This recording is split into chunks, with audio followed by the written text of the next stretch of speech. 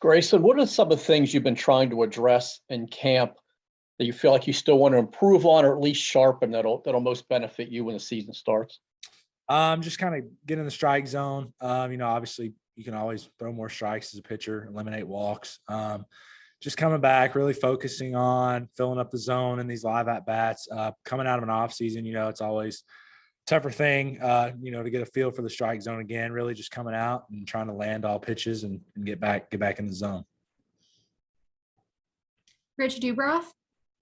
Hey, Grayson, is getting to the big leagues this year your primary goal? Absolutely. It's something that's within reach. Ultimately, it's not my decision. It's up to the organization. But, for me, I'm going to put my head down wherever I go, report, and just go out and make a start every fifth or sixth day and get my work in. Nathan Ruiz. Grayson, what would you say makes you unique as a pitcher? Really just trying to take some things that I've learned along the way, whether it be in the minor leagues or in the off season with some other big leaguers that I've learned.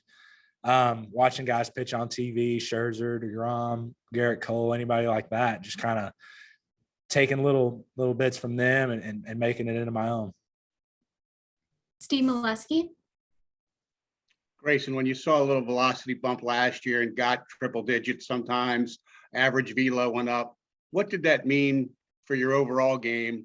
And do you ever have any worries about focusing on that? Like you don't want to look up at the board or whatever and worry about what that's saying as opposed to what the other hitters are telling you?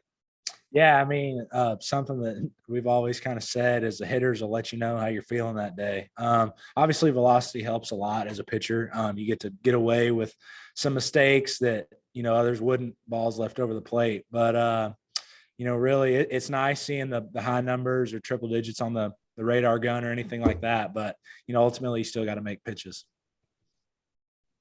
Zach Silver.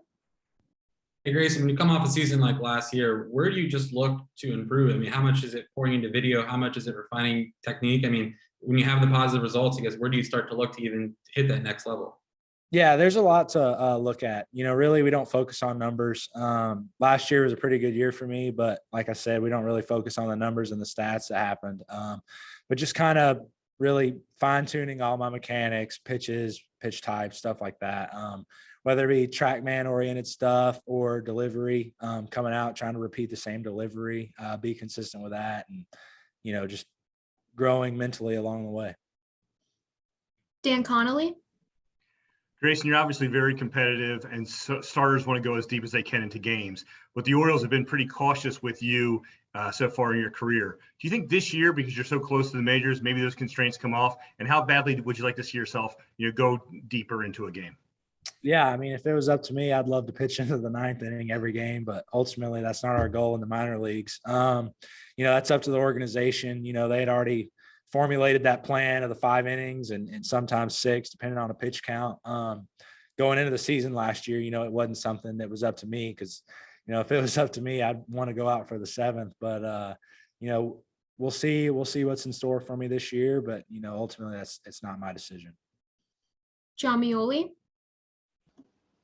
Grayson, being there at the early camp, you've got to spend a lot of time with some of the other pitchers, maybe some of the younger guys you didn't get a chance to see too much last season after you got promoted. What's your overall impression of the wave of pitching that's coming behind you in the organization? Yeah, it's huge. One thing that I've really noticed is like each pitcher has something that they do very well, I guess. It's not like just a bunch of guys with just average stuff. It's like this guy over here's got just an elite curveball, or this guy has an elite changeup, slider. Like everybody has something really special about them. And once you find that out, you figure it out, and then you go watch them pitch, you can see it. And everybody's different. Like there's no pitchers. There's no 2 pitchers here that are the same. When we go out, we're throwing bullpens and stuff. I like to stick around and watch live ABs and sim games and stuff. And it's really fun to see some of these guys throwing because they're going to have some success. As a follow, is there anyone in particular that wasn't on your radar who you might be paying a little more attention to now? Not really, because if I said any names, it'd be doing other guys a disservice. But there's a lot of elite arms here.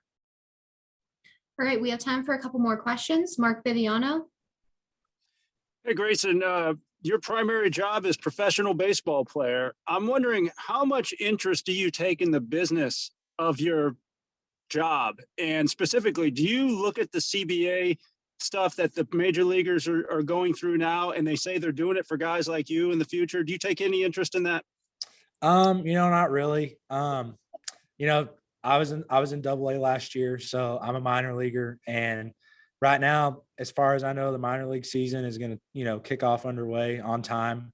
So really, it's not something of my interest. Obviously, the ultimate goal is to make it to the big leagues, but for right now, I'm focused on getting ready for the season, whether that be in AAA, Norfolk, or wherever. But just trying to get my work in, my innings, and during the spring. Our last question is from Nathan Ruiz. Grayson, you played for Kyle Moore back in 19 and the start of last year, and then you spent most of last year playing for Buck Britton. What have you taken away from those two guys, and how have they made you better? Those are both phenomenal managers. There's really special things about both of them. They really kind of take interest to their players. They pay attention. There's a lot of managers out there that just write the lineup card, and they view it as just a job, and they lack a lot of personality with it. But those two are phenomenal. When you see them in the clubhouse, they're always asking how you're doing. They want you to have success, and they love doing their job. And there's some fun guys to be around and be able to play for them.